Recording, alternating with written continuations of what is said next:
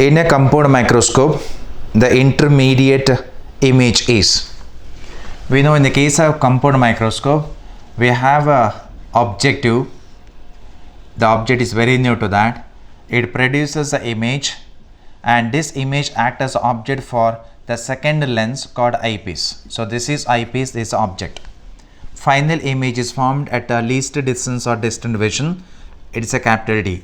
So this is how the working of microscope. So this is the object, this is the image, it's the intermediate image, and that is acting as object for the eye lens. This image is real. A real image is inverted and the size is slightly bigger than the object, therefore you can say it's a magnified.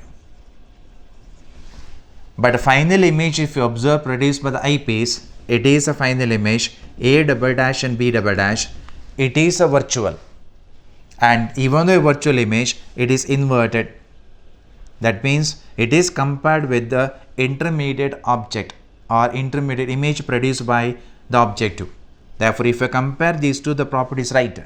But final image and object, if you observe, they are inverted. Therefore, intermediate is real, inverted and magnified, and that is explained by the first option. Therefore, A is right.